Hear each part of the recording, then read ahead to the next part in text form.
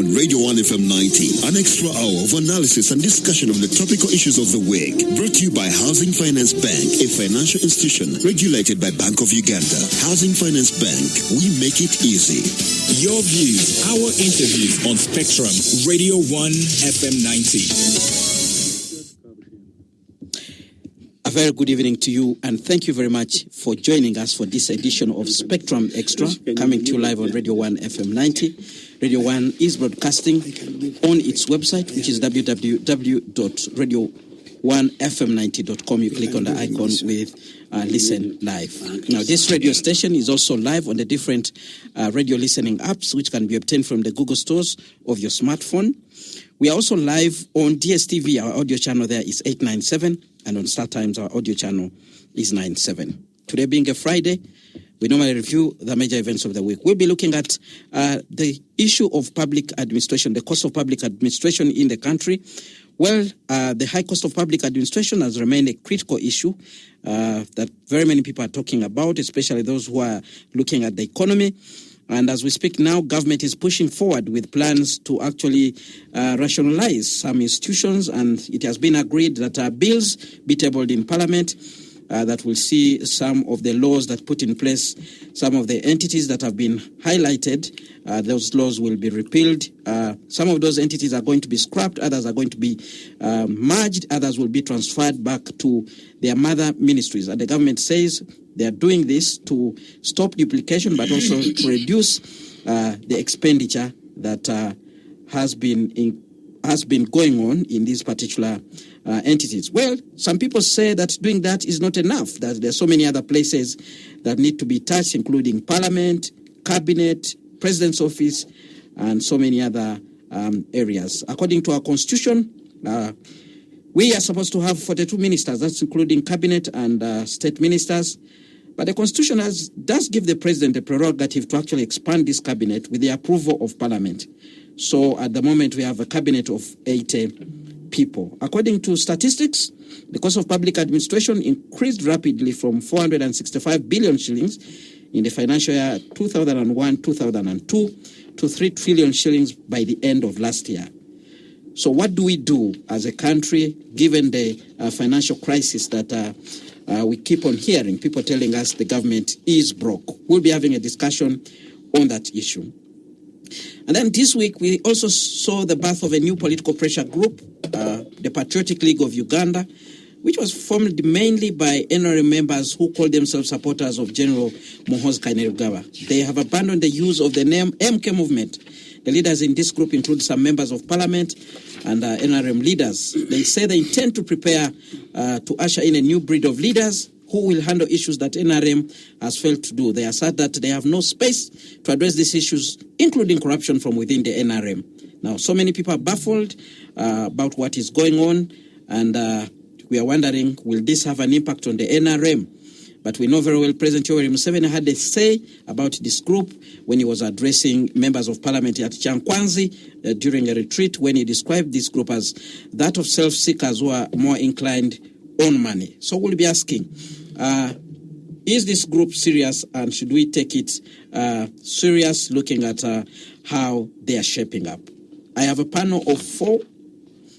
Let me introduce Mr. Julius Mukunda, Executive Director at the Civil Society Budget Advocacy Group, who are members of the Joint Budget Transparency Initiative. From time to time, they meet with the Minister of Finance to look into issues of budget. Good evening, and thank you very much for joining us on Spectrum Extra, Mr. Mukunda. Good evening, Kenneth. Good evening, listeners. In studio, Imam Idi Kasozi, lecturer at the Islamic University in Uganda. He's a farmer. He's a member of the Justice Forum Party. Good evening. Thank you very much for joining us, Imam Idi Kasozi. Good evening, viewers. Good evening, fellow panelists.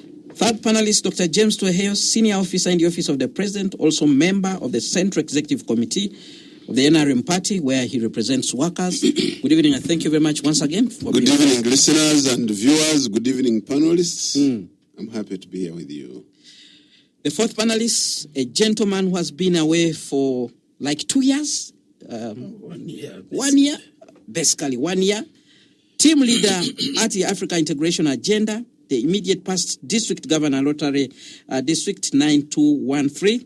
Previously, he represented this country at the East African Legislative Assembly, Dr. Mike Kennedy Sebalu. Good evening and thank you very much for joining us, Honorable. Yeah, thank you very much, Kenneth.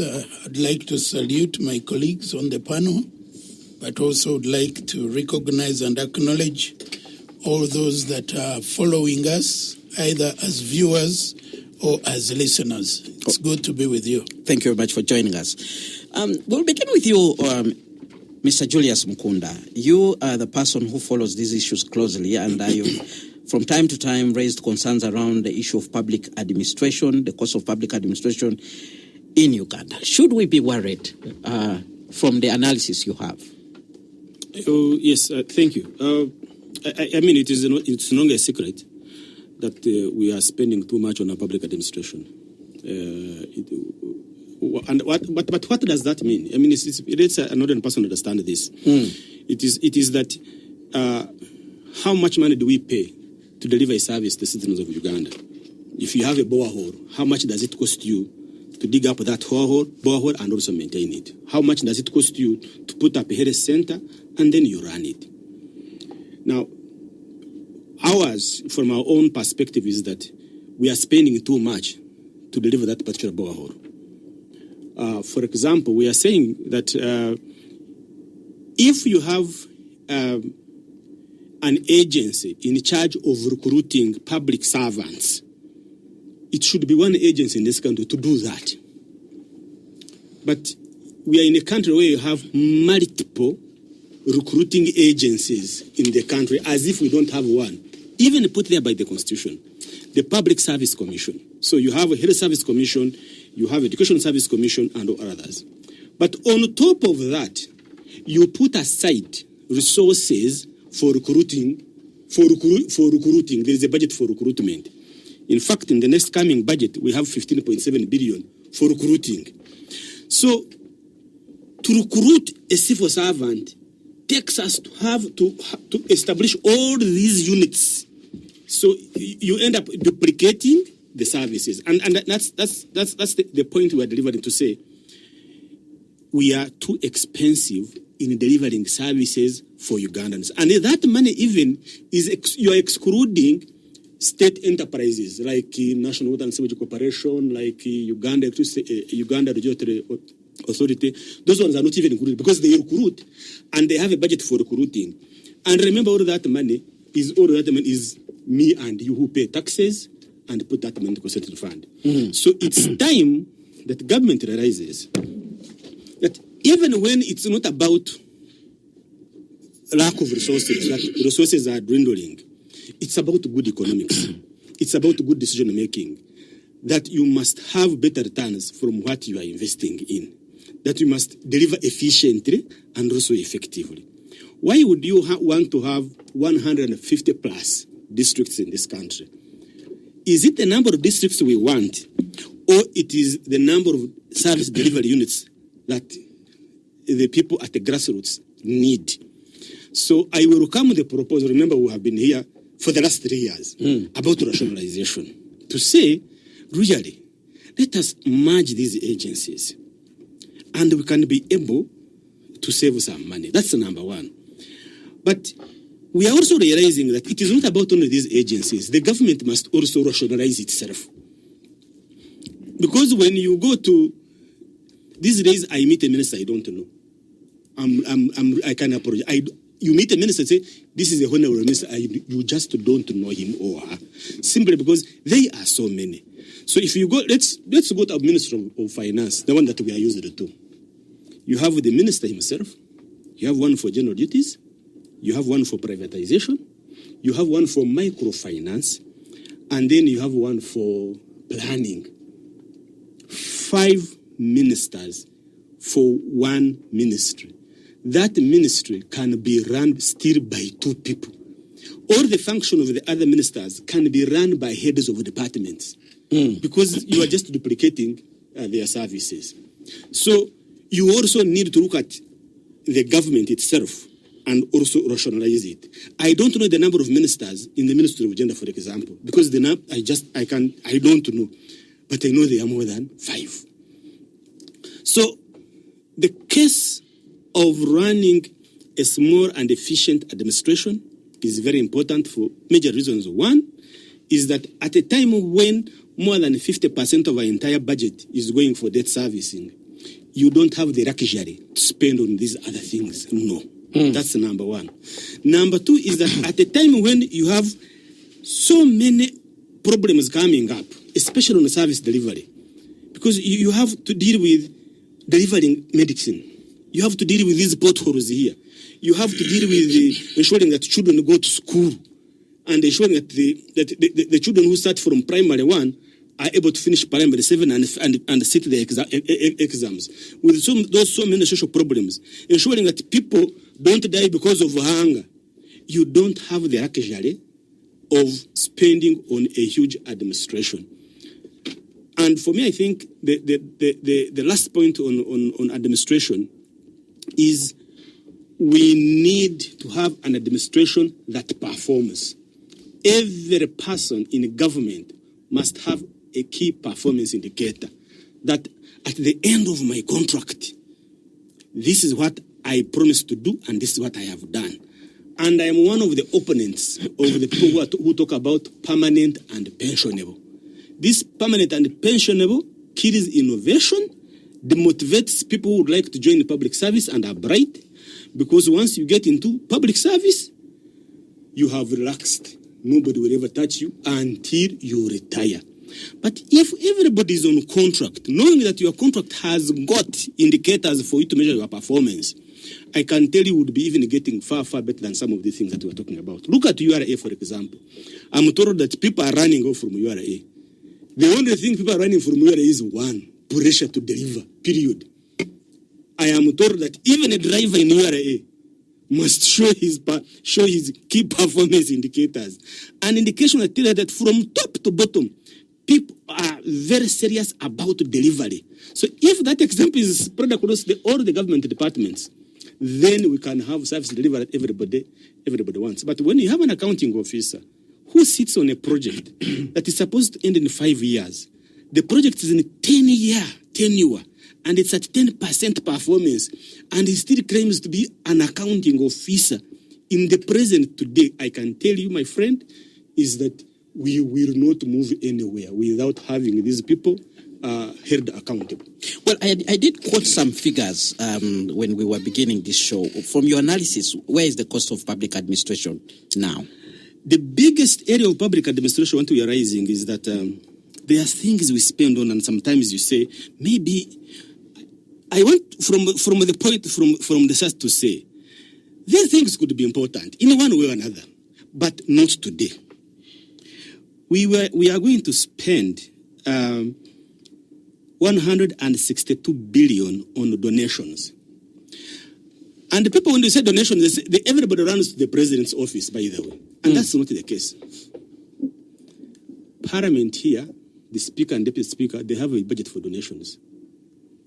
Almost each and every department of government has a budget for donations. Instead of working, they're donating. Yes, because it's like we've changed the way of work that wherever you go somewhere, you must have a brown envelope to give people. Okay, fine, it's okay, you can do that, but at what cost is that? Because 162 billion, you can just imagine what it can do to an entire government. We are going to spend 15.7 billion on recruitment. Yet, you have Public Service Commission. Where do we have it? Maybe we disband it and just hire these recruiting agencies in town to be able to do that work for us. Of course, we have been talking about traveling abroad, 105 billion. And I'm saying we don't need to cut that. We don't need to say don't travel. But let us only go for those important events like United Nations events, but not any other kwara event that you want that you really want to go to. For me, you have something on contribution to international organizations, 84 billion. Okay, fine. I know if FUFA does not pay its subscription, that's a problem, isn't it? And recently I saw we are indebted to a number of international organizations. But do we need to subscribe to each and every international agency? Can't we as a nation say, these are the only important ones, the next will come tomorrow? So when you are dealing with those, you are like, okay, something is going to happen. 37.3 billion on furniture and fittings. Fine, maybe a chair has broken. Can't we repair it? Do we need to throw it away and get a new chair and desk because we have a new minister or a new commissioner has come into office? The old furniture must go and come back. No, printing, stationery, and photocopying 106 billion. Welfare and entertainment 129 billion. Advertising and public relations 80 billion. No, advertising and public relations, you will find their adverts for Ministry of Health. You're not going to say, don't do that. No, those ones can go. But when you find these, agencies, National Water and Sewage Corporation, these other small agencies, they want to do that, then you begin to ask yourself, okay, where is our priority in this country? So that's where our money is heading to. And we are saying, rationalize that, let's set priorities right, and if we can fix priorities, then we'll be able to have an efficient administration in this country. Spectrum Extra on Radio 1 FM 90. Dear listener, be part of this show. Share with us your views using the WhatsApp line 0703-090-090. I might thank you, Mr. Julius Mukunda, for giving us that background there. Let me come to you, Dr. James Tweheyo. Your take on this subject, rationalization, but also people saying there is much more we can do beyond only phasing out, merging, and returning back to ministries, some government departments. Uganda will still have a bigger problem than people see. Around 1994-95 there, around 1994-95, the World Bank dictated that we should reduce on the number of people in the public service. And they were reduced completely. Many people were laid off. Many people were retired. Those who wanted even to retire voluntarily, it was okay. Early retirement was... Even me, I was retrenched personally. Although, I think I was about 22 or something like that. I was retrenched. And when I went to public service, I think they were doing... Yes. You were redundant. I just started teaching. And that is the time I had worked to my best. When I came back, do you know what they told me? It was mistaken identity. Having spent 1 year and I think 4 months without getting a salary, and I was there teaching. So sometimes we blame the government in totality, but we have people in government who really don't do their job and who don't do it right. The Ministry of Finance has a number of advisors, including, by the way, the specialists and World Bank advisors who sit there, technical people. So when we talk of this spending, in fact, my brother was talking about, Mr. Mkunda was talking about the public expenditure, especially on these other issues. To me, these are not the major problem. When the size of government and the government institutions increase, they increase, first of all, the number of people who go there and do nothing, but they also increase the cost and overhead costs of managing it at the expense of the taxpayer. Every other time, when the president will be moving around, you hear people asking for districts, fresh districts, municipalities and cities. And these fellows will go to parliament and start dancing on the tables because they want a city or a municipality. They will eat rats. I can assure you, a city and a municipality benefits about 5 people, nothing more. It benefits the one who wants to be an MP. It benefits the one who wants to be a mayor or a chairman of LC5. It benefits some few councillors and maybe the other public servant, a cow or a town clerk. The rest of the people in the city or municipality, they pay the highest cost ever in life. I'll give you a quick example. When we talk of development that we are getting, you'll find electricity expanding and going to every other area. But how many people can afford this electricity? If the expansion of these services, extension and let's say electricity and water is not appropriate to the income generation of the people who are supposed to pay for it. My mother in her village used to fetch her water from the dam there. Now there is a tap and she has to pay. But what has she started doing to earn money to pay for this water? She has a son who is working in the government. No, And, this is not what it should be. He's collecting money from the government. This is not what it should and be. paying the water In bill. fact, if our planning level was very, very clear, would understand that putting more districts, putting more sub-counties, are putting extreme pressure to the pocket that the government has. Remember, like now, the policy is very clear. Every sub-county should have a secondary school. Isn't it what it is said? Now, if Nansana, for example, was given a municipality, it would mean it would have some few other pockets of what we call sub-counties, and those ones would demand schools which literally wouldn't be there if there wasn't that multiplicity. And when you look at Wakiso, If Wakiso has fewer government schools. If Butaleja was given a district which was carved off from Bukede, then this district will want a general hospital, it will want a police station, it will want a prisons, it will want all of those pressures. And at the end of the day, you find them even demanding for a municipality. The other day was in Najumani. People say they want a municipality. Yes. And these politicians simply say it. Why? Because the current chairman of the sub-county in which they call it the town council will become a mayor, because there will be an MP to go there, and those will create pressure and convince people and put an impression that things must work that way. All right. So I am saying, I agreed that people were clamoring for districts and all these places.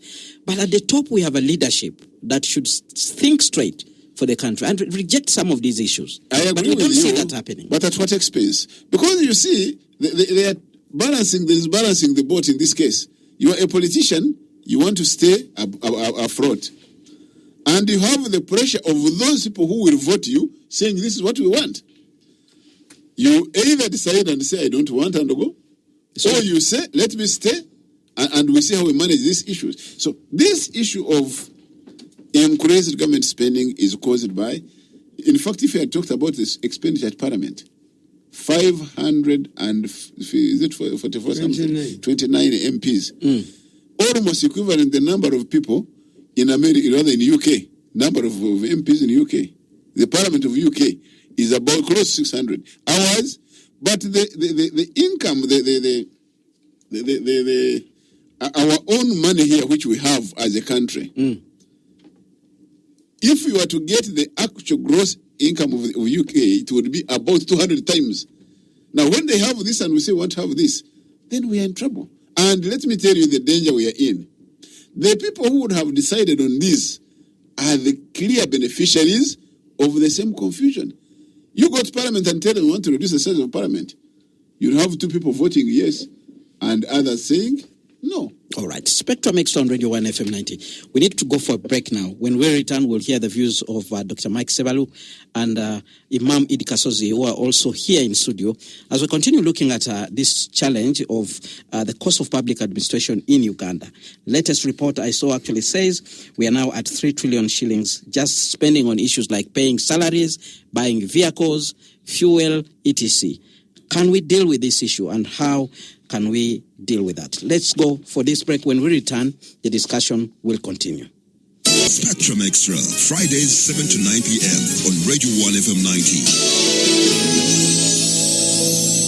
Thank you so much for staying with us on Spectrum Extra, live on Radio 1 FM 90, reviewing the major events of our week. Today we are looking at the cost of public administration in our country. We'll also be finding time to look at an emerging contradiction within the NRM party with the formation of a new political pressure group known as the Patriotic League of Ugandans. Will it cause a rupture in the NRM? Is President Yoweri Museveni likely to crack a whip? We have a member of the Central Executive Committee here in studio in the names of Dr. James Tueheyo, who is also a senior officer in the Office of the President. He will be able to tell us as an insider how will the party treat such an issue. My other guest is Mr. Julius Mukunda, Executive Director at the Civil Society Budget Advocacy Group. Honorable Dr. Mike Sebalu, Team Leader at the Africa Integration Agenda, immediate past District Governor, Rotary District 9213. Previously, he did represent our country in the East African Legislative Assembly. Now, coming on the mic, Imam Idi Kasozi. Imam, your take on this issue of the cost of public administration. Thank you very much. I would like to thank the fellow panelists who have really opened this for us to look at some of these things critically. I would maybe start where you stopped.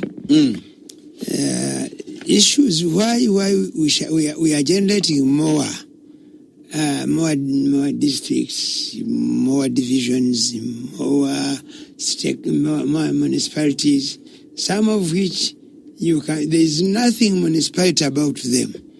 They don't have the population, they don't have infrastructure, they don't have business even they're in, but because of political purposes. And they only have 3,000 voters to vote in and now an MP. That is a very sad scenario. Where is the problem? The problem is service delivery in this country is now distributed according to administrative units.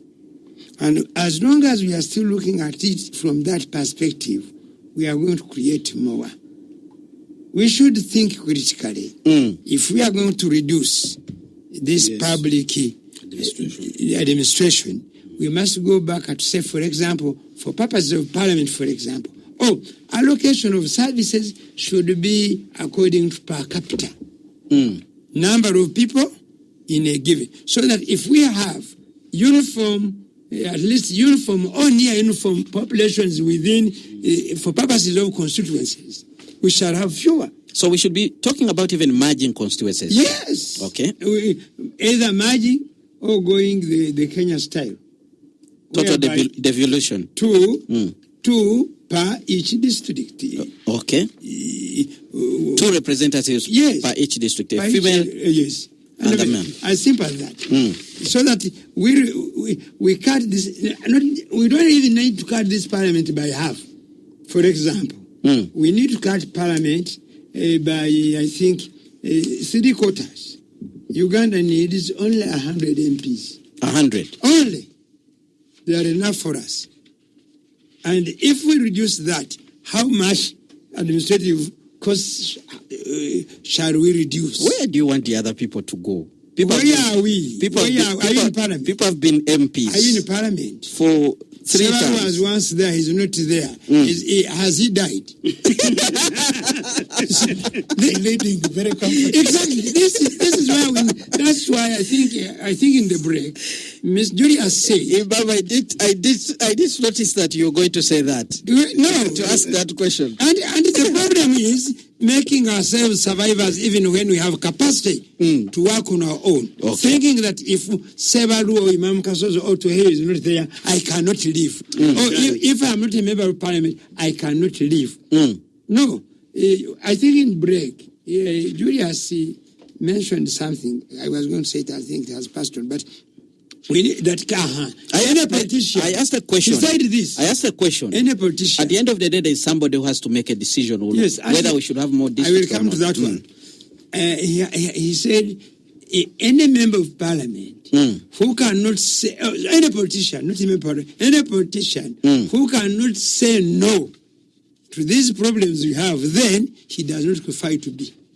Because it means he is not after the growth of the country. He is after himself, thinking that when he amasses these things around him because of the position he occupies, then we are there. So, Imam, are you talking about President Yoweri Museveni? I want to go back to President Museveni. President Museveni has come out very, very, very explicitly on some issues he wanted done. But when we talk of reducing these political positions and himself, because he grows cold feet.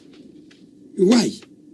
We don't see that that President Museveni we see when he's in need of something.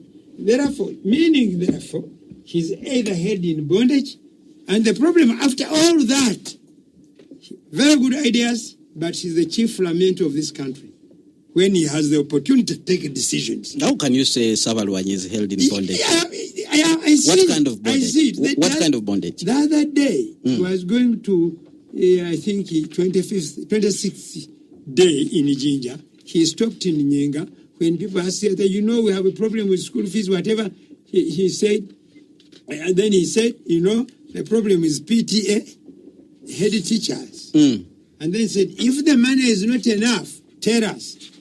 Doesn't he know? He's eventually the Minister of Finance. Doesn't he know? He knows. He knows. He should, let him look at his area of control, immediate area of control. State House plus President's office. President's office. Look at how many people are there, how much money do they take in the budget, vis-a-vis a ministry like that of education, a ministry like that of health, a ministry like that of agriculture, which is supposed to produce for us. Because agriculture is really the bedrock of this country in terms of income generation. But how much do we take? Therefore, I entirely agree with all those who say we need to cut out the administrative costs. Look, this one was talking about a ministry. Look at Kampala. Kampala has 6 RDCs. Kampala, 6 RDCs, 10 members of parliament. I've actually learned today that even Nansana municipality has an RDC. I didn't know that. Even deputy RDC. Those are deputy RDCs for the RCC of Kampala. And RCC, he has 5. The one RCC and 5 others. Yes, that's right. Those are 6. 10 MPs for Kampala. Okay? A mayor, executive director, and his team. Okay? All those are what we call administrative costs, what we call recurrent expenditure in terms of economics. Last week, I had the deputy executive director of KCCA here in studio talking about the challenges in Kampala. He actually told me that their wage bill is 250 billion. Wage bill, 250 billion. And then they complain we have no roads.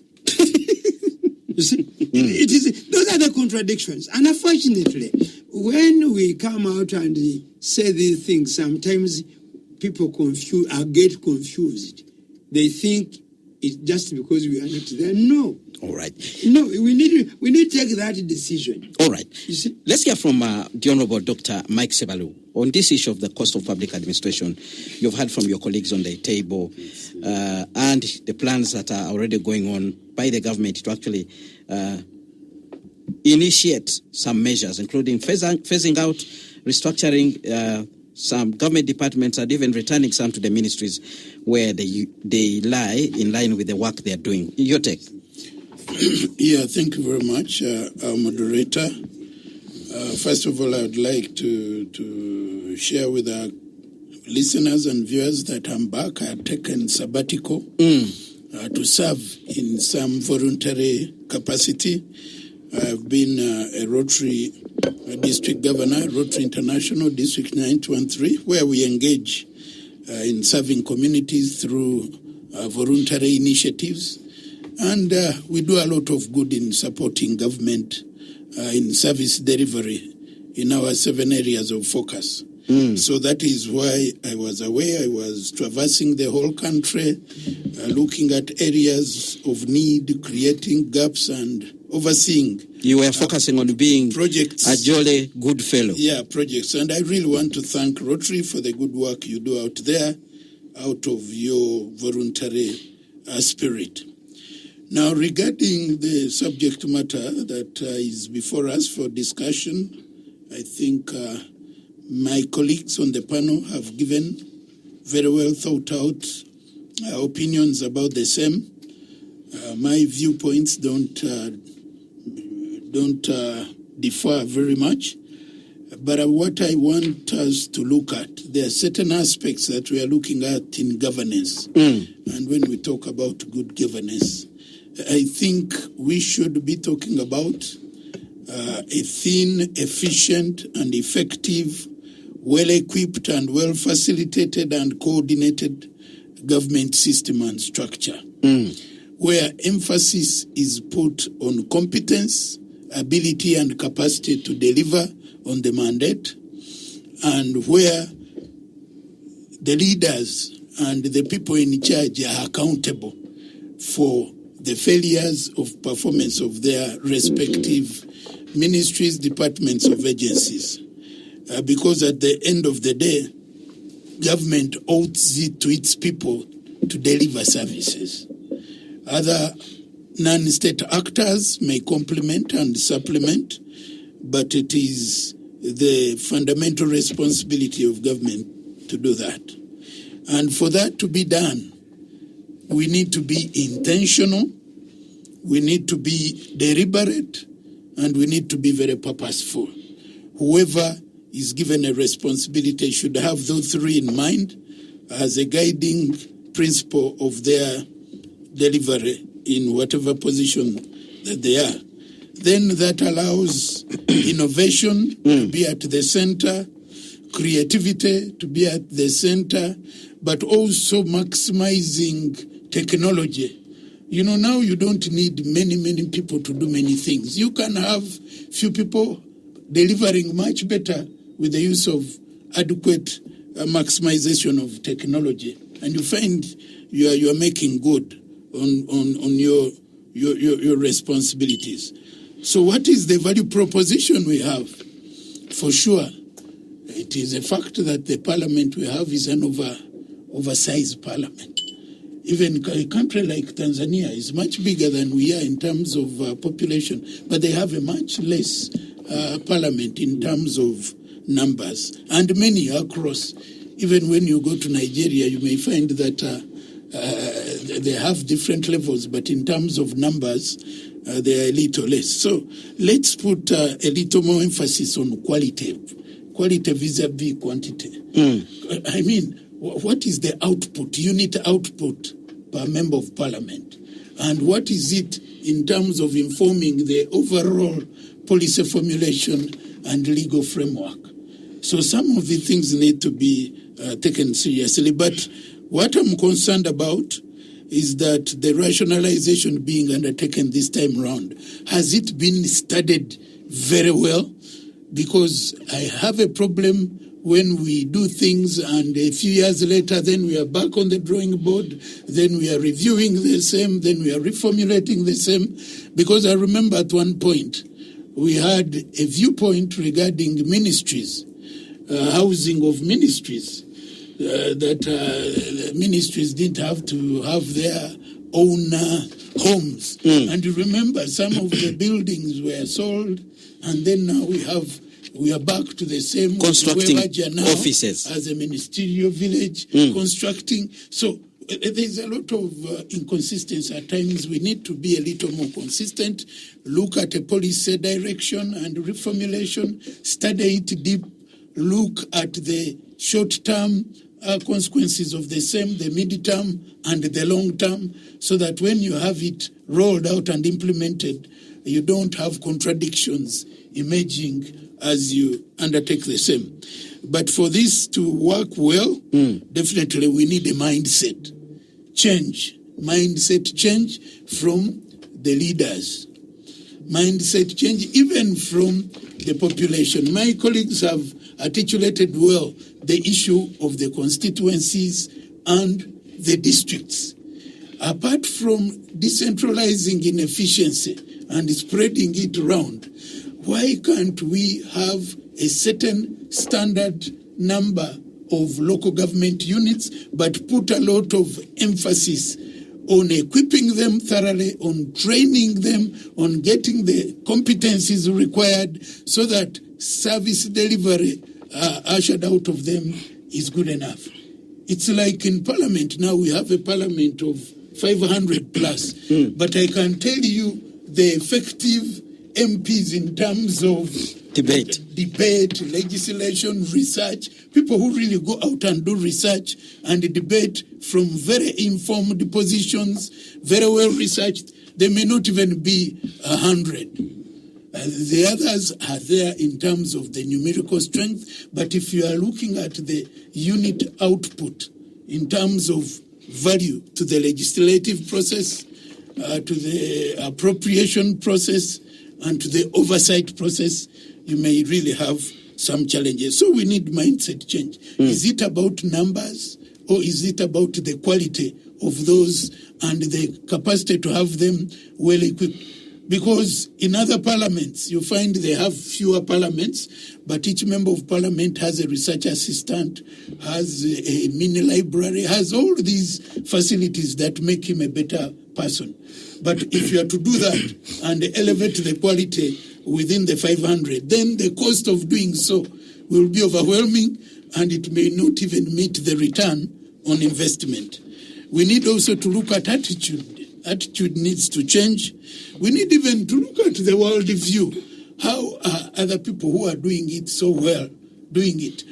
There are times when we look at some of these Western countries, but there are some values that they do have where you really find that a minister has a simple car, and there's an article I was reading where a minister was used riding on a bike, especially it is very common in Scandinavian countries. Scandinavian countries. And they don't cease to be the important people there, because their emphasis was on delivery and executing the mandate in such a way. I saw the mayor of Marmo riding on a bicycle. Yeah, and they are very comfortable. But now there is this thing which is disturbing me. I don't know whether it is disturbing you equally. Now this convoy thing that has come up. No, it has reduced. The convoy was president, vice president, prime minister, but now even the heads of departments or agencies have convoys. Private people. At least the private people, they may be paying for them. But now here, from the public side, you are paying for your own vehicle and paying for 2 other vehicles. And the people on the vehicles, you find that when you are doing town running, the cost of doing town running can run your department maybe for 2-3 days. So some of these habits that have been picked don't even make the case better. They even exacerbate the case of public administration.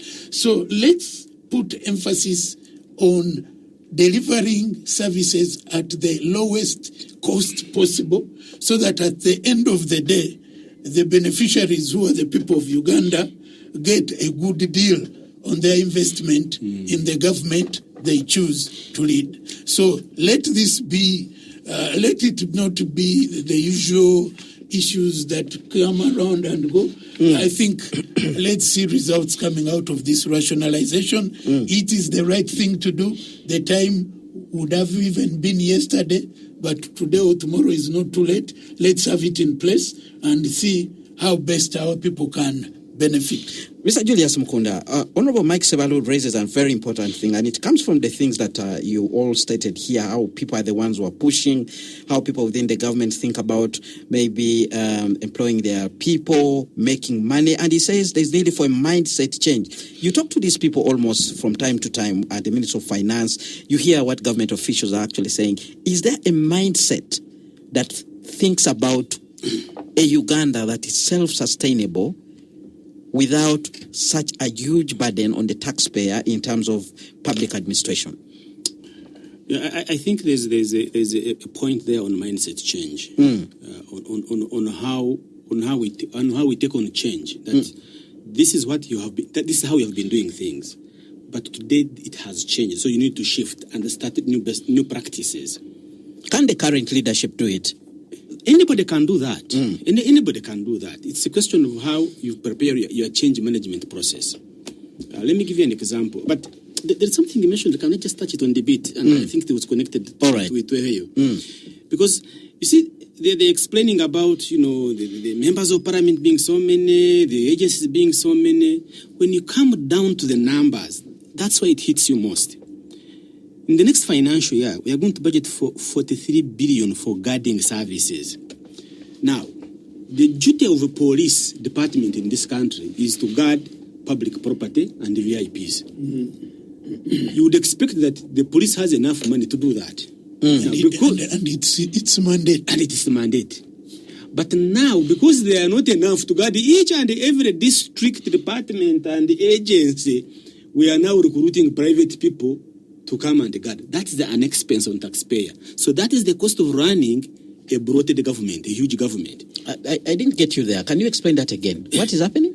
You see, we are going to spend. We have a budget for police there, They need 3.1 trillion shillings, and we give them 461 billion, according to a report which was published by the Uganda Human Rights Commission as of yesterday. But on top of that, we've budgeted for 43 billion for guarding services. That ministries and departments, you can go to the ministry and find that there are these private agencies who are guarding at the door. So you mean they are going to recruit No. private entity? They are going to hire. You have to budget. They are going to you have to procure them so they can come Private and guard companies. private Procure companies. their service. So you need to budget for them so you can be able to pay them. Have you Why? tried? Oh, okay, please. Why? conclude your point. Because the policemen are not enough to guard each and every government department and agency and district And individuals. and individuals. But if there were few, this 43 billion would be saved. And even if it were not saved, Yes. it would be reinvested. Reinvested. in, I think Yes. the most equipping the other and interesting getting the other police to interesting do this. aspect we'll need to improving the other interesting aspect we'll need to look at after Yes. they've actually hired. We will need actually to see which companies have been hired and who. I are mean, the that's- people that's another- who own another- these companies. That the- could be the- the thing there. The other two are that because, I mean, again, of course, when you have a huge administration, is that each and every department needs a vehicle. So next financial year, we intend to spend 95 billion on acquisition of light vehicles. Now, okay, if you have 20, I mean, you're going to spend that. But if you had 10, probably it would be less. The same VIP people want to go to Murago, want to go to Chirudu, want to go, but they will travel abroad. So we have put aside 142 billion for medical expenses for employees within the government. That money is just So for somebody that- to get sick.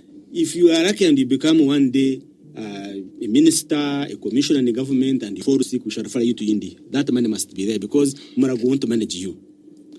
And we know. And yet, if this money was given to Mulago, I mean, maybe you will go they to would Murago. prepare to handle me. To prepare to handle you. Okay. So that's I just want to think about. I was going to give you an example. Recently, we shifted from a sector-wide approach in the government to program-based approach, and it is a good thing that really you need to plan and budget as one as an entity. And the basic example I can give you is if you have a school, what do you plan it for? Is it only school fees? No. Should a child to go to school, the parents must be aware that it is important for a kid to go to school. So you need a Minister of Gender. I mean, to you know this. A child reaching school, there should be water, clean water. So you need a Minister of Water to make sure that there is water at school.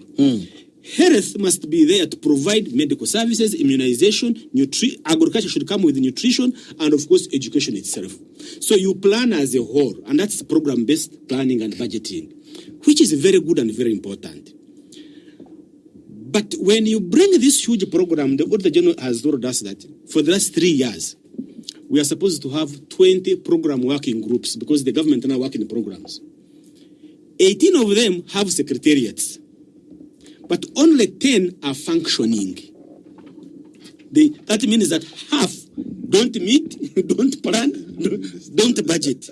Why? Because people have not understood properly or comprehended the importance of I am no longer planning as a sole entity, but I must plan with everybody so that I can be able to deliver as one. So that you are able to say, if it's not about just taking a child to school, but wholesomely, a child to go to school must have other important packages. So with that as an example, now you can begin to ask yourself, why is it that with the new technology, you still want to spend approximately 106 billion on printing and printing and photocopying, when you know very well that this money can be reduced and you start transmitting online within the government and the agents across, and you don't need to print a report, you can send it by email. It surprises me today up to now that the government actually, there are sections in the government where an email is not recognized as an official document of government. It must be signed, stamped, and posted to you. And yet, an email is instant, you can receive it immediately. So that set of mindset to tell the people that if you are doing business, there is a better way of doing business and you earn profits. But you give somebody money, the first thing they will think of is maybe I want to join the bar, marry a new wife, and do other things, forget about the business. By the time you make that person to change that, actually, it is better to first invest the money and you deal with the profits later. It takes a whole year. But if you have the same person seated in a leadership position, you are in trouble because they don't look very far. They don't look at long-term planning. They look at short-term planning. So we definitely need to invest heavily in mindset change. And I find real for me, it's unfortunate that mindset change is one of the least funded programs in this country. You're not deliberate. At all. For people to understand the importance of changing our ways of work and habit. The question is, who will change whose mind? Mindset changing goes with think tanks. Do you have them? I don't know. Let's go for a break now, gentlemen. Let's go for a break. Yes.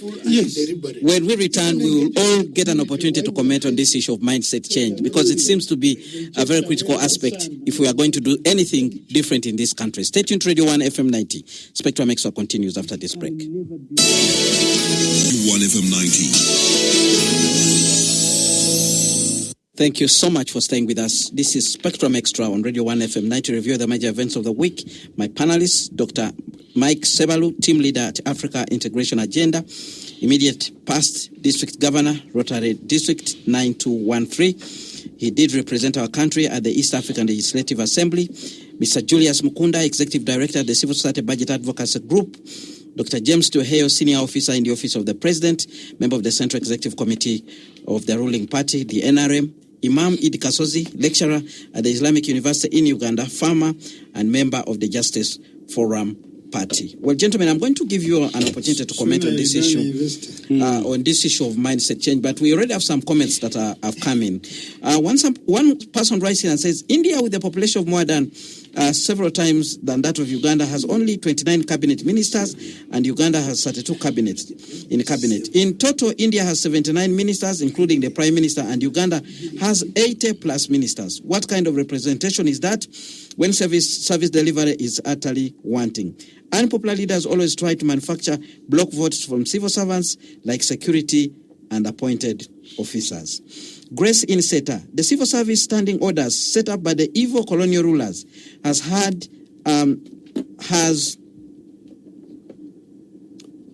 she said the civil service standing orders set up by the evil colonial rulers led to the attributes that we see today, aimed at curbing public expenditure and ensuring general discipline in service, e.g., banning use of government vehicles outside working hours. Did we replace those orders with better ones? Okay, she says that the evil colonial rulers had put in place public standing orders that were contributing to curbing down on public expenditure, including banning use of government vehicles outside working hours. And she is wondering whether we did any change in that particular regard. On the issue of mindset change, Imam Idi Kasozi, you wanted to jump in before we went for the break. Yes. Mindset, when we talk about mindset, it is a purposeful thing, whereby you need think tanks. People who sit down and think, not these retreats, where you have people, you gather them, and they come for allowances, or good food, or sleeping in a nice hotel. It is good to go there and work. What is mentioning, even the Almighty God, Allah, knows, He knew it. There is a verse in the Quran which says that God will not change a state of any people until they change what is in their hearts. Inna Allah la yughayyiru ma bi qawmin hatta yughayyiru ma bi anfusihim. If we do not change this mindset, it is very hard to shift the e-learning he's talking about. If people are aware, it is not possible, because a school in Wita, where I do cultivate my pineapples, has not access to electricity. They have just recently passed over this rural electrification, but how many people again can afford that? Even when you provide it, it becomes very hard. Therefore, who must change first? Twehe used, who should change who? The leaders must change first and take responsibility. Use the opportunity because they have traveled, they have exposure, they have interacted with other people to say that we can transform ourselves by doing this. It is not just a matter because every other time, of course, the first cry will be, we don't have resources, we don't have money. We have these resources, but we are not utilizing them. Many of our people who would be doing some of this transformation are not even given opportunity to, okay? If, for example, if Kennedy here had not got me, he was not territorial and whatever, probably he would be redundant. With all his expertise from Ugandan Parliament, East African Parliament, he comes here, they want to bog him down. And sometimes such a brilliant people, what they do to them, they keep promising them some position somewhere. And when they occupy the position, they don't give them opportunity to express themselves. Then they are surrounded with the survivors around them or some people who have connections.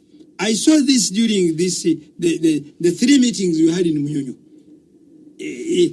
How people came crashing people's small things. Of course, I like the way. I don't want these kiosks around main roads. I don't like them. I don't like to see borders along main roads. I don't as a person. I don't.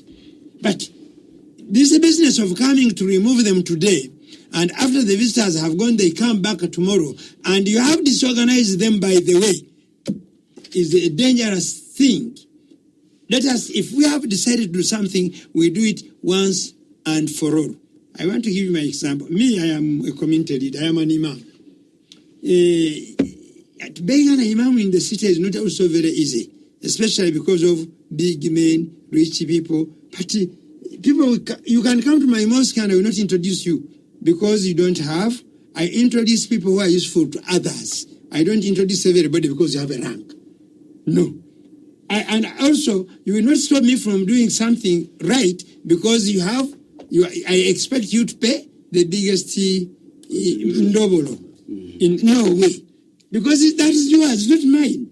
It is yours. You are the ones who are going to gain from it. After all, God has entrusted you with that so that you get out what is for this, the poor due. So the moment you pay, what is important basically? We must run away from leadership, politics, and whatever positions into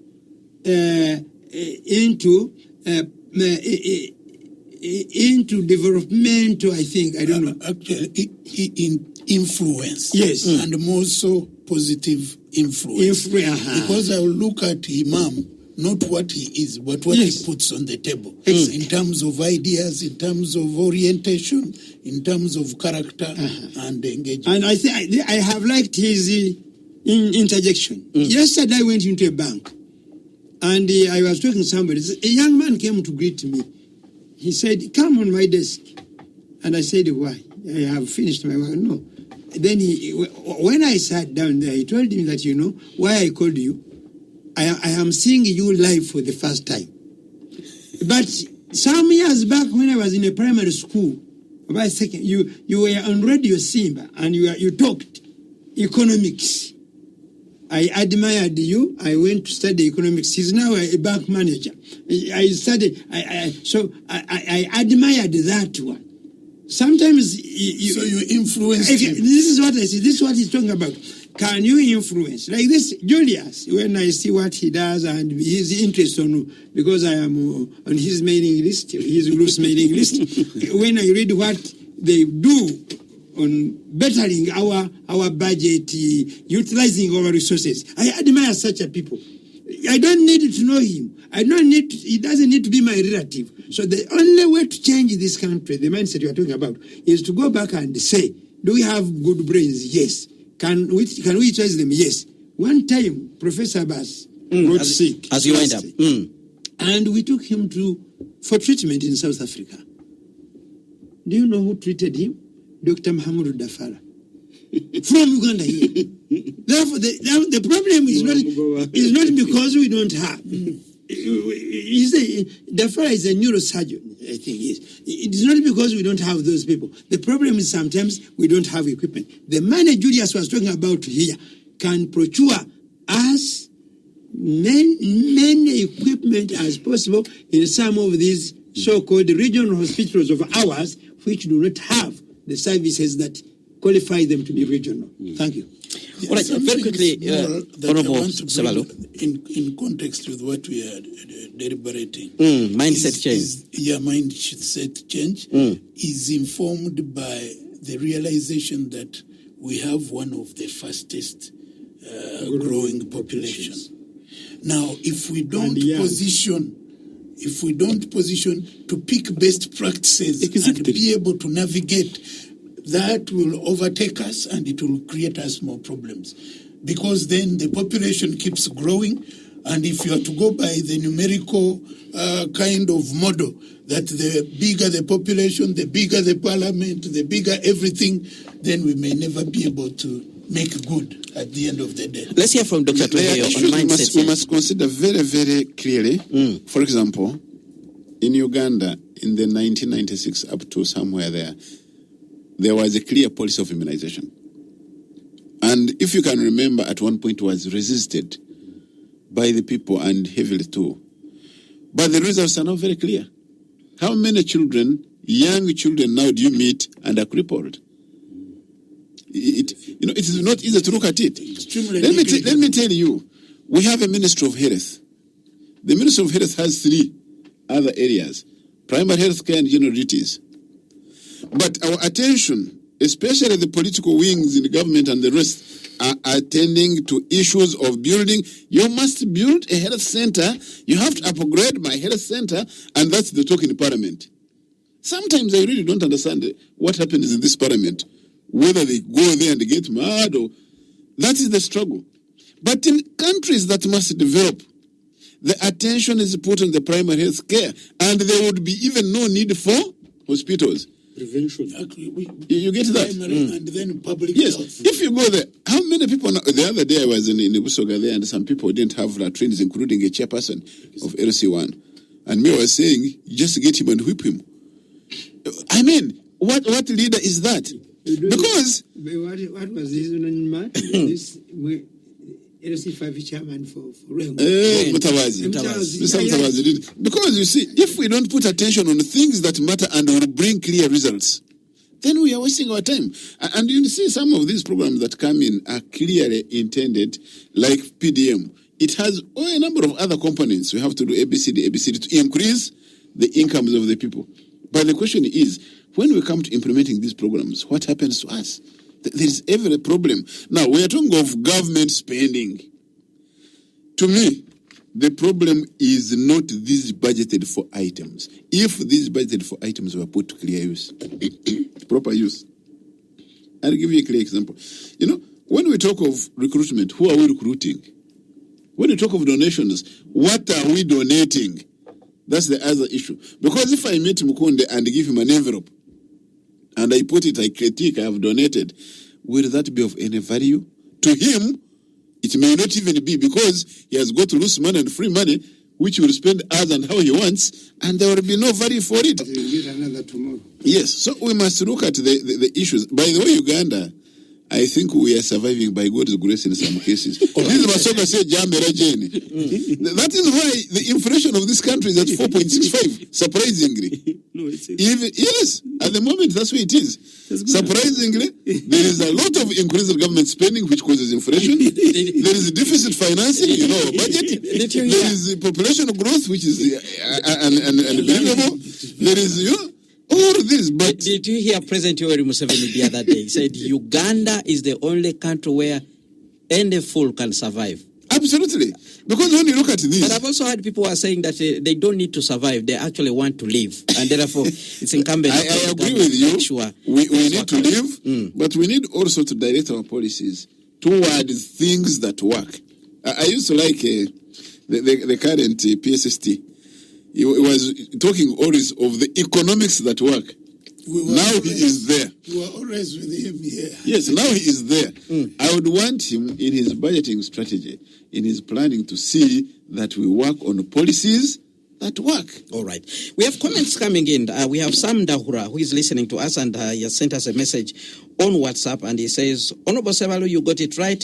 With the lack of skills, we are doing nothing, even with increasing the number of people. I agree, the structure of public administration is costly, and even a layman can clearly see this. We need to see through the veil. I don't know what kind of veil is actually talking about. Then we have another comment from Moses listening in Ginger. Hello, Spectrum. Imam Kasozi forgot that Kampala is the only city in the world that has 2 ministers. Then Henry Chiwenda says, good evening, Kenneth. Now it's very rare for a minister who is able to innovate, but then the minister and the commissioners are there to frustrate innovation. Mindset change is just sloganeering drive. Recently, government officials started driving like border borders on the right hand. In summary, there is nothing to change. We should start afresh. Yiga Samuel, listening in from Boyogerere, he said, thank you for the show.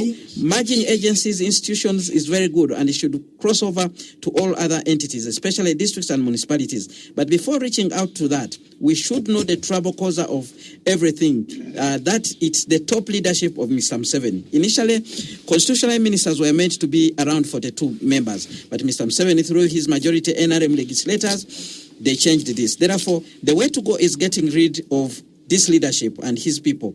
There we shall witness a better Uganda. Otherwise, I applaud the panelists upon their views, especially Mr. Kasozi and Honorable Sebalu. Spectrum Extra, the problem with government's mindset change message is they concentrate on teaching NRM and Musevenism as the most important thing in Uganda, yet it involves starting from changing ideas on education, from bringing Museveni to power. NRM thinks that a vibrant informal sector can do it again with another political group, so it has to be suffocated. Well, those are some of the comments that have come in, and I'll come to you, Mr. Mukunda, if you can respond to any, but also give your parting shot on this particular topic as we prepare to move on to second topic. Yes, I think there is a caller who will talk about that mindset changes is sloganeering. Talk. But I think also it's the way we brought it. I think it was brought in a way that it's an NRM ideology. You have to go to Chankwanzi, Chakamuchaka. Yeah, I mean, it's a bit mixed up, and people felt that they were being, He's actually saying the mindset change that we are doing is to teach people that Museveni and NRM are the best thing that's happened. Where we sort of lost it, I think. No, but I think his viewpoint is a little so simplistic. Yes. We look at it as a concept of transformation. Exactly. That is it. And I wanted to give a few examples. I think for me, people need to understand when we talk about this. For example, 10 years ago, we had female genital mutilation. And you would go to Kapchorwa and people would fight to death that it must stay. And that's how dangerous if people have not changed their way of life.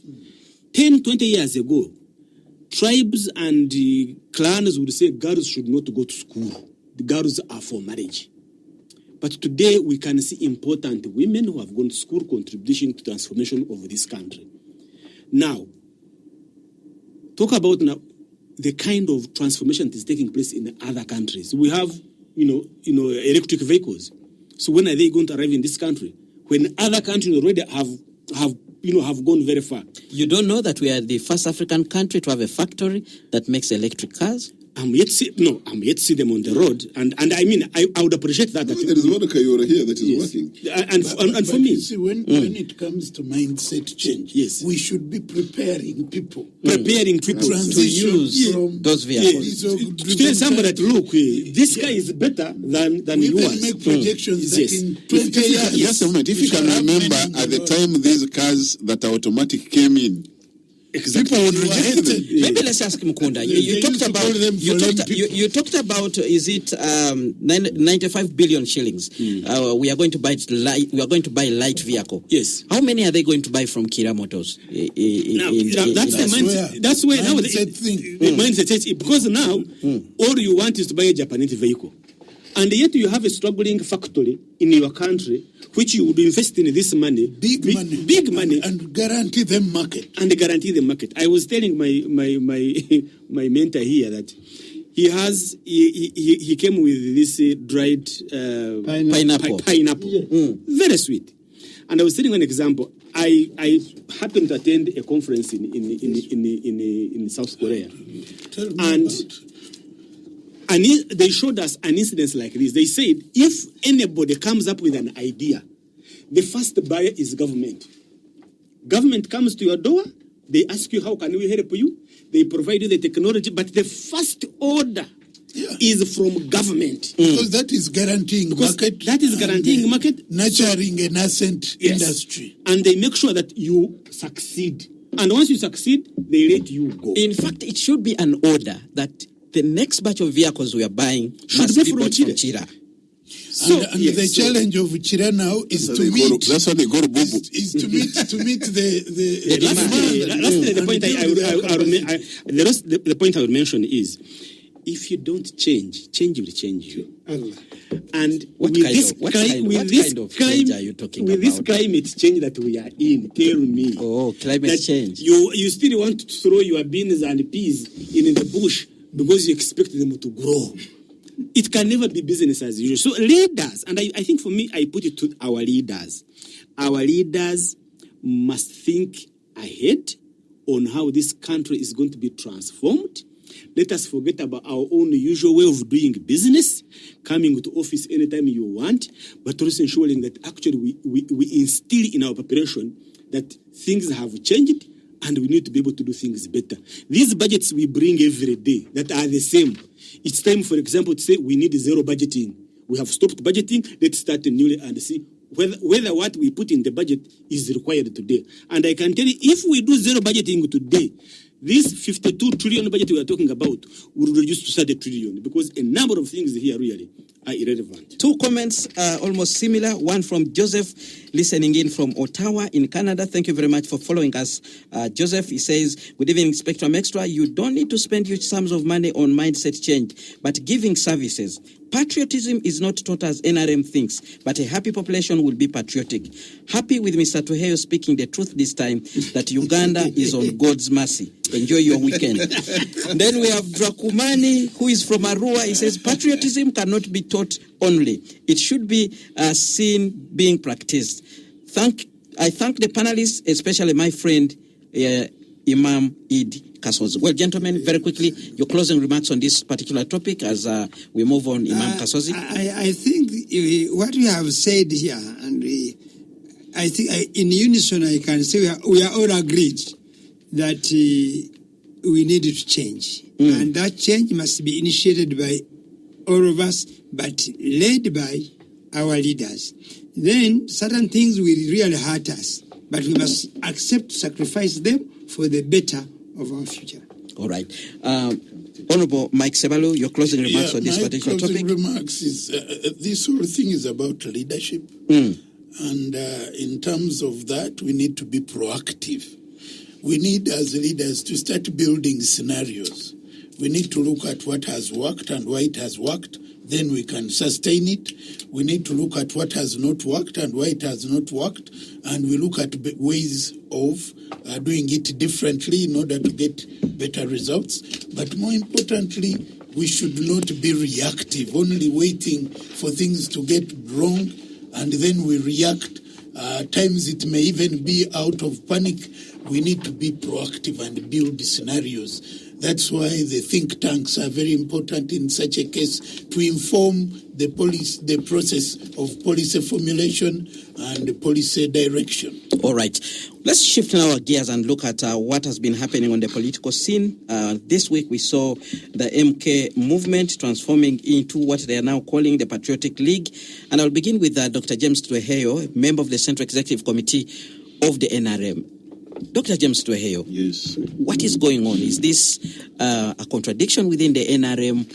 How should we actually look at these people? There is no contradiction at all. Because even within the NRM, there are leagues. There is the Workers' League, which I lead. There is the Elders' League. There is the Women League. So the coming up of a new or additional league maybe could be of necessity of the Patriotic League.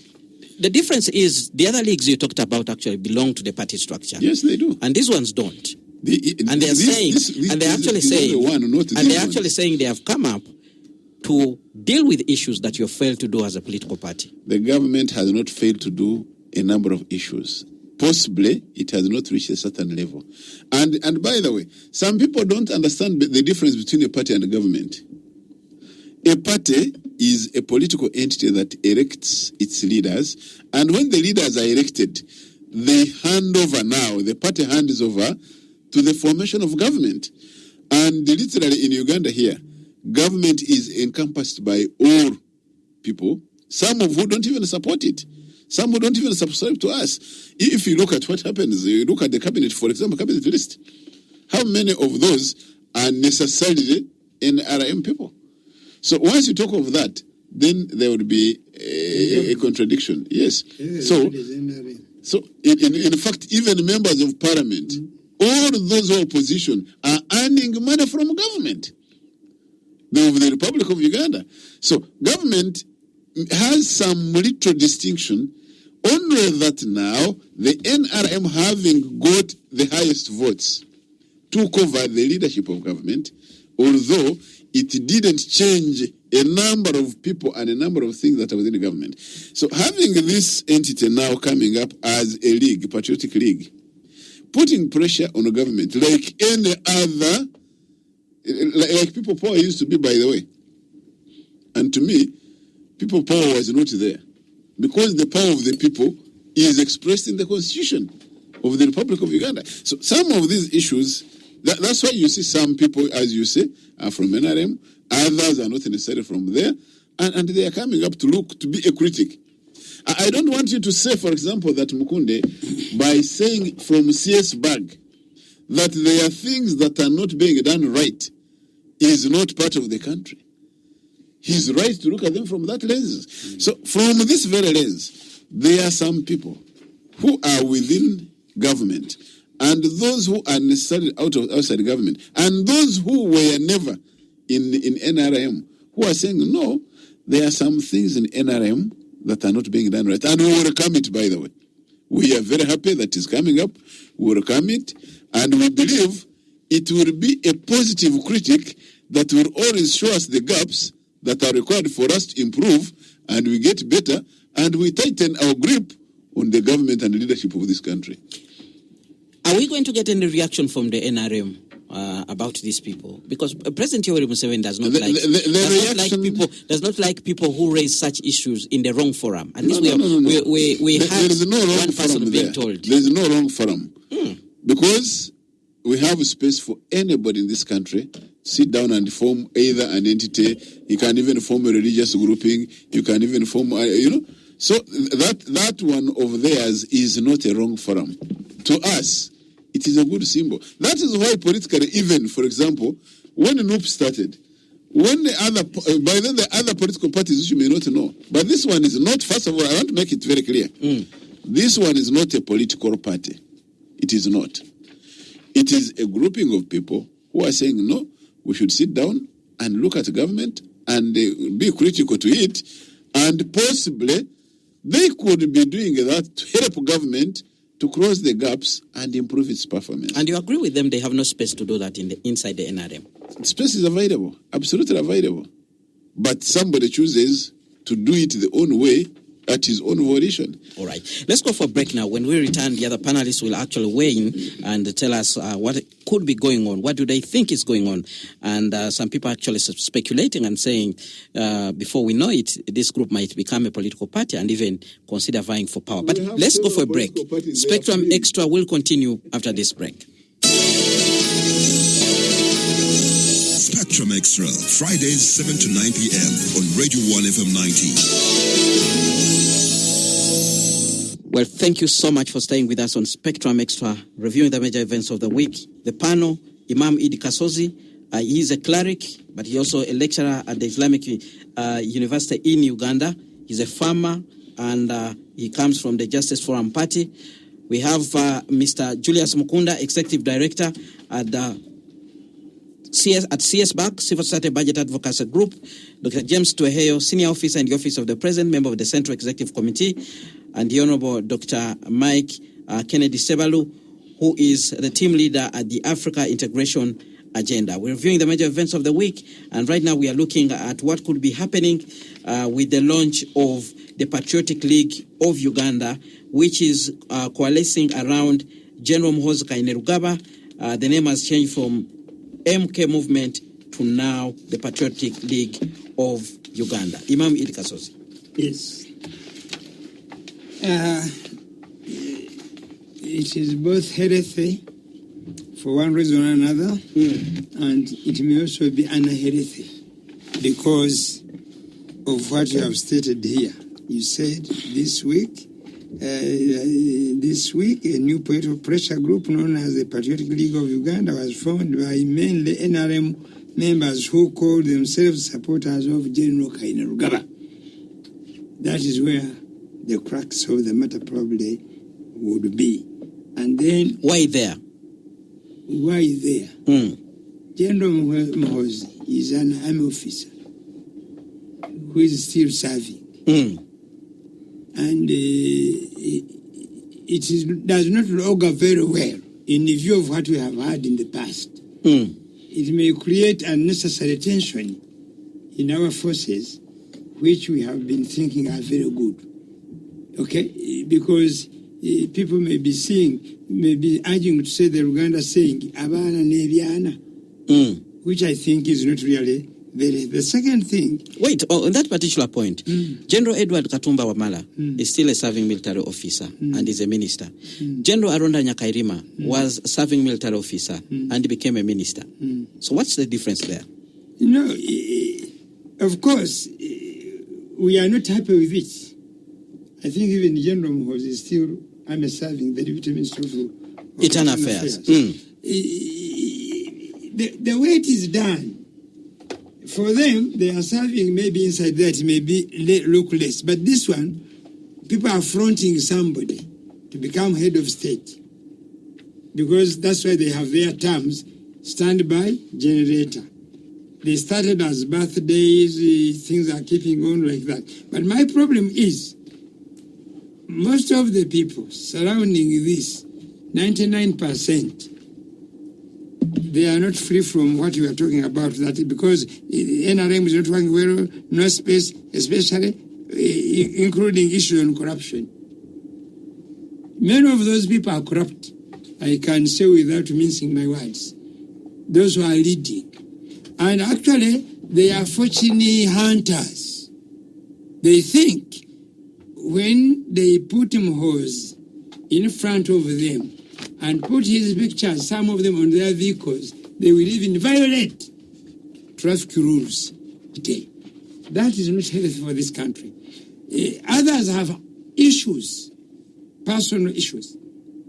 Okay? Therefore, just jumping over a bandwagon is not healthy. I would have loved if they were challenging NRM, as you are saying, to come up with ideas which they think NRM, where you think most of them come from, will benefit from. Not just a matter of saying, So that is not healthy. The third thing, I think, it may also, people always, when something happens once, can repeat it. I'm telling you, General Museveni and his team, they went to the bush, they succeeded and won the war. Okay? And they became leaders. Today, whether you want, even if you have soldiers, for them they were 27, even if you start with about 250,000 and you go in the bush, you may not come back because the population that favored them no longer accepts that. Why? The results after the war does not favor them. That is number one. So equally, many people think because Noob came with what they call a wave and many things changed, they think they can do the same. I'm telling you, this country does not need this. It needs some people to go down and say, what do we need if we have to change? If there is corruption, what causes it? If people come with a good idea, they call it PDM. Okay? Do we really need to give people the money? Or we needed to develop some infrastructure that would help these people? For example, if we had used the money for PDM instead of giving it to people to dig canals, carry water supplies so that people can cultivate the whole year and transform their incomes, don't you think it would have been better? I have been asking, because I am in the village. I look around, I am looking, who has gained, who picked the money, and what is it that we shall get out of it? Won't it end up like Bonavagagawale, Myoga, then there was another, the one of Operation, where is the creation? Okay? Where? So, I think somebody here mentioned, do we really plan? Several is the one who said it. This merging and abandoning and removing some of these agencies we want to do away with. Have we critically thought about them? Or we are going to suffer the consequences of structure adjustment? What was it called? Structure adjustment programs. Because equally, he became a victim of it. Why? Because somebody probably who was retrenching where he was had some vendetta about him, and he threw him away. At 22, and he said he was 22. Okay? And he suffered that one. Now, 25 years later, not 25 years, almost 30 years later, he is, when we listen to what he's urging here, he's a think tanker himself. All right. I hope he's utilized where he sits on the Senate Executive Committee to really appreciate his ideas so that they put them into practice for the better of this country.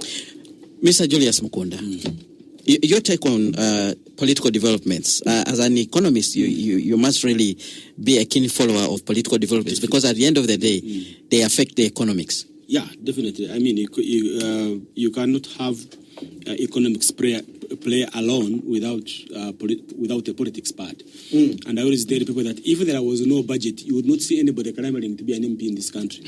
Everybody would be home. But because there is money involved, everybody runs to do that. And as such for me, is that when I see these pressure groups, call it MK, call it the patriotism, call it the NOB, FDC, we have a political party. I always put across my questions about the economics of the country. What is your fiscal policy?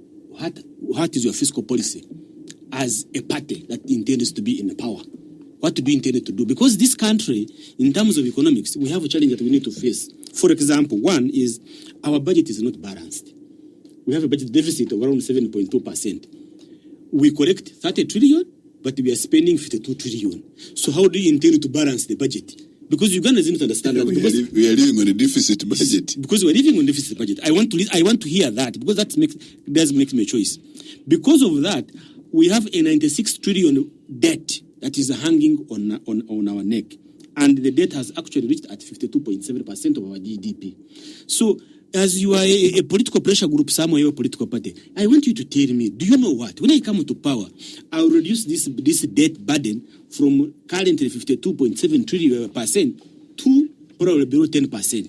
Then I know you are disciplined. I want to listen about your taxation policy. Because, Kenneth, the burden of taxation in this country is so heavy. It's so heavy. I want you to tell me, how do you intend to expand the taxation so that each and every person pays their fair share of taxes? What policy are you going to put in place? Are you going to establish a new URA? Are you going to strengthen the current existing one? Is there any new domestic resource mobilization strategy that you're going to put in place to ensure that, for example, that all border districts should be in charge of collecting revenue for the country and share the revenue with the URA so that at least we can improve on that? This group says one of the things they are going to tackle is corruption. You've been complaining about it. I mean, okay, good governance and accountability. Tell me how we are going to enforce fiscal discipline. Because right now, we have so many anti-corruption agencies that actually they are duplicating work, but at the same time weakening existing stronger institutions like the DPP. So if you come up and say, as part of my agenda to enforce fiscal discipline, but the fiscal discipline we're talking about is not people just taking money. No, people deciding not to follow the rules. For example, domestic arrears. What are you going to do with accounting officers who decide to commit government contrary to the Public Finance Management Act of committing a government if you know you have no money in the budget and then you incur a domestic area. What are you going to do about that? So some of the economic challenges, the economic question that I want these groups to answer to me.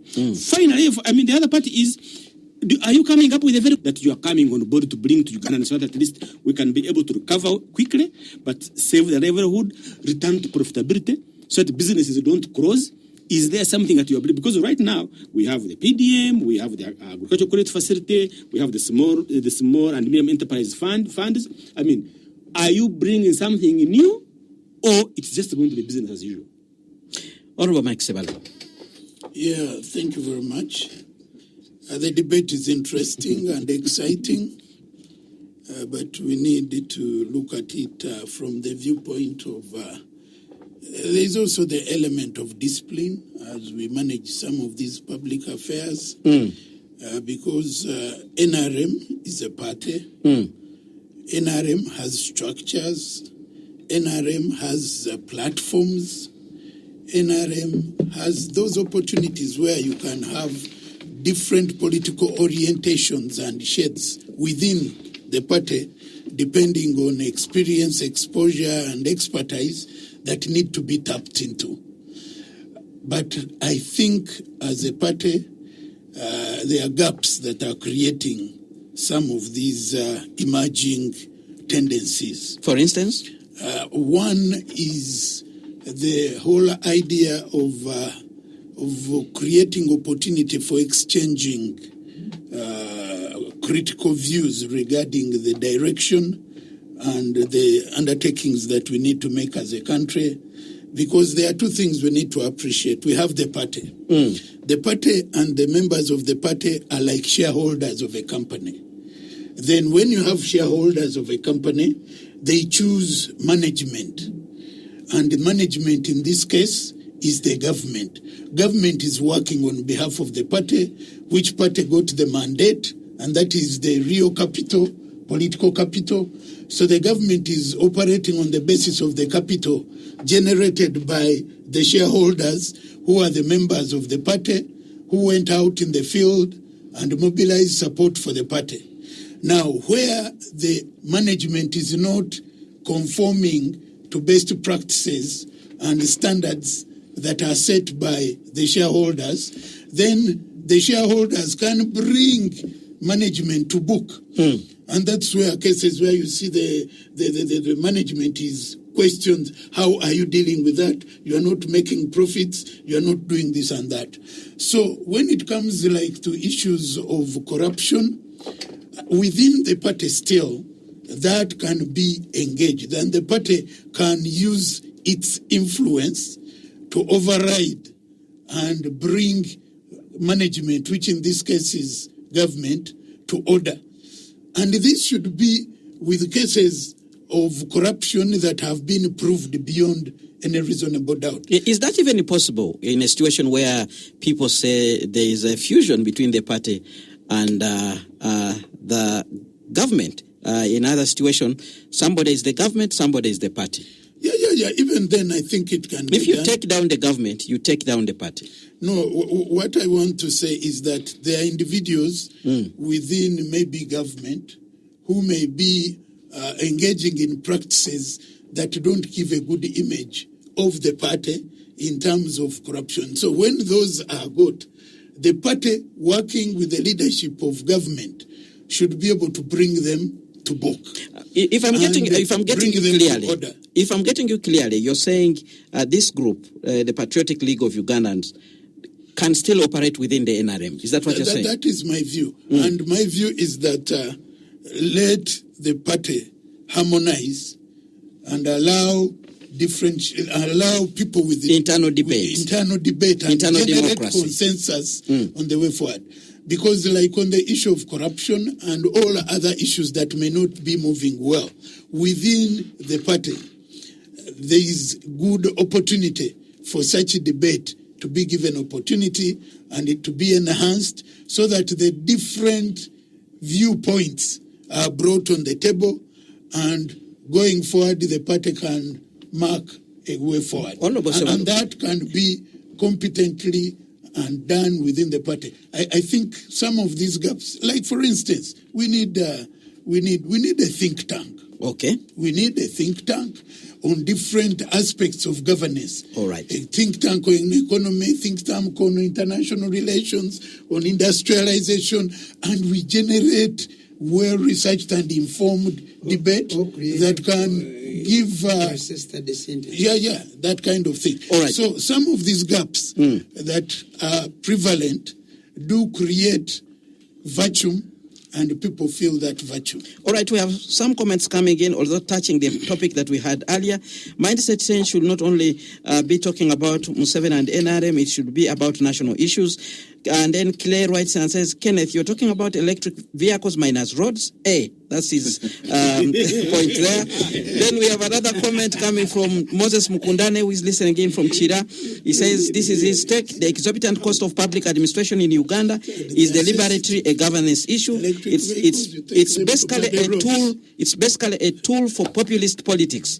And then he adds and says, vote mobilization to maintain the political status quo. The problem is the selfishness of the top leadership presidency of this country. Then two, he says, rolling back the state is the way to go. The classical Thatcherism and Reaganism ideologies are still very relevant to Uganda's economy today. On rationalization, he says, we should start with the huge cost drivers of the public administration: State House, Office of the President, number of members of parliament, number of local governments, but not these small MDAs. That is Moses Mukundane listening in from Chira. Then somebody writes in and says, this PLU thing is the biggest joke of this country. It's just another means of increasing the classified expenditure. What is the difference between it and the NRM? Okay, what's the difference between it and the NRM? That's Robert listening in Kumi. Moses listening in from here in Kampala says, good evening. The new political pressure group says they are going to tackle corruption, but the majority of the members are current ministers and MPs who are the major beneficiaries of corruption. How will they fight corruption when corruption fight will mean fighting themselves? Powerful submission from Mr. Tumukunde. I think he's talking about Mukunda Julius. Your other name is Tumukunde. Mukunda. Okay, powerful submission from Mukunda Julius. The biggest problem in Uganda is that we have a lot of politicians who do not understand how governments run and work. NUP, for example, may not understand or even attempt to respond to things like physical reforms and taxation. We need a regional model of governance rather than sending money to the center. That's a comment there from Stan. Well, gentlemen, we are coming to the end of the show, so I'll ask you to give your concluding remarks, and I'll come to you on Mr. Julius Mukunda first. Quickly is, I think for me, for any pressure group that is coming to take on power, because everybody wants power, is you must have an economic strategy. And to have an economic strategy, you must understand where this country is now and look ahead to see where you want to take it by looking at what other countries are doing. And a few questions you want to ask. How are you going to attract foreign direct investment in this country? Is it because you're going to rely on the house girls and housemaids? By the way, housemaids in 2022 brought in remittances close to 4.2 trillion Ugandan shillings. So is that going to be a strategy that you're going to have more housemaids abroad so that they bring in more money? But will it be sustainable? So you need to think of what kind of foreign investment you want to bring. Secondly, you want also to say, how am I going to deal with trade balance in this country? Because we import more and we are exporting less. So for us to be able to survive and do better, you need to ensure that you add value additional on our products so that we can have more value. We've been talking about coffee for the last 20 years. Is coffee the only product we sell in this country? No, there are more others. So what are you going to do about that? What about poverty? You have 42.1% in terms of multidimensional poverty that are poor in this country. So what do you want? What are you going to do to ensure that you increase incomes of people? So these are some of the things that I want to see any political party, anybody, even an MP, to say, I'm coming to parliament, this is going to be my stake on where I intend to take this particular country. Lastly, on public administration, I think for me the question here we are at is that we need to get back to the drawing table and know which agency, what MDA is delivering for this country. We should not be thinking about the number of agencies and administrators that we need. We should be thinking about the type of service delivery that we need to take. It's not about the number of districts that we need. It's the number of service delivery, schools, water that we need in these particular areas. Thank you. Dr. James Toheyo.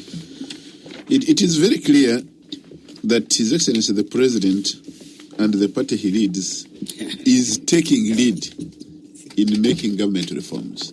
That is why recently there was even a caucus in Entebbe, and the major issue of discussion was how do we work on these other entities and reduce government expenditure. And it is now going to be part of the debate in Parliament, and I'm very sure it is going to work. Actually, what is happening in the Parliament is to make sure they follow the law and see how much they can earn, or rather they can save in rationalization of government programs and the rest. The second issue is when we are planning as a country, it is not a question of putting the planning and other levels to NRM. No. I still insist that people must understand the difference between the government and the party in a government. The party hands over government to those who should manage as the arm of government. And those are the people who should sit down. We can oversee, but sometimes we don't have the ability and the audacity to prevail fully over those who are in the government, whom we have handed over government to, depending on the contracts we made with them. And this is where the problem comes in. If, for example, they say the government which is there should have its own cadres operating, things would be a little different. And possibly that is the one that is giving room to these other pressure groups to come in. And I still insist the appearance and the birth of such pressure groups is good for the country. It is good for NRM as a party. It is good for the leadership because they help us understand. They open the eyes. They help speak for the common man so that those people seated in the offices of government should have the fear of what the community fear. They have not, by the way, brought anything new. All right. They are talking about, actually what they're talking about is all the elements in the NRM manifesto. Talk of corruption, talk of economic reforms, and some of these have started being tackled. All right. Imam Idi Kasozi, your closing remarks as we come to the end of Spectrum Extra this week. I think the first sector was okay. We discussed it, and we are looking forward for our leaders to critically think and see how to get out of some of the 16th century behavior we are still in when we are really in the 21st century. Two, for the second case, we should I see a lot of optimism from some optimistic individuals, and they are saying they are strategizing. Today, where I heard the prayers in Parliament, they introduced an MP, and he belonged to 3 groups. But the time for changing has not come. Okay. It was a big contradiction somehow. Okay. And much as he wanted to defend it, it was indefendable. The last thing is that, as he put it, it is good to have many groups emerging, but when they emerge, it should cut across that if another group which does not subscribe to your ideology emerges, especially if you are in the government, you also let it give you the freedom to do what they want. Exactly. All But right. the moment you gag others and then let others operate, you are creating a problem. All right. Honorable Mike Sebalu, in 1 minute, very quickly.